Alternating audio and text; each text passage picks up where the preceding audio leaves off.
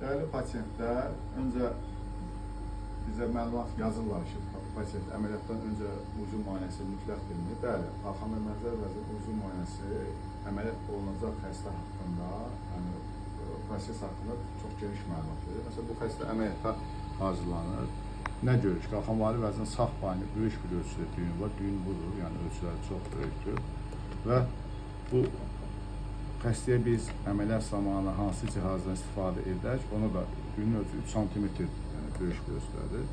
Cihazdan istifadə edək ya etmək, o qərar verilməsinə də bizə uzun müayinəsi kömək edir. Çünki Xaqan vəzirin arxa səthində bizim səs tellərinin innervasiyasına sinir gedir və sinir bu nahiyədə yerləşir və bu da düyün böyük olduğundan sinir üzərini örtür və ona görə də bu əməliyyat zamanı mütləq səs cihazının istifadəsi göstərişdir. Eynən solda da, yəni böyük düyünləri var pasiyentin, uzun müddətdir zordan əziyyət çəkir. Biopsiya olunur. Sizdə biopsiya elədikdə xoş xasirə gəlmişdir sizə. Xoş xasirə gəlmişdir. Və burada da eynən düyün böyükdür, yəni sol payda düyün ölçüsü böyükdür. Və bu bilavasitə əməliyyat göstərişi olan bir pasientdir. Hər iki tərəfdə çox sayı düyünlər və düyünlərin ölçüsü 3 sm-dən böyük.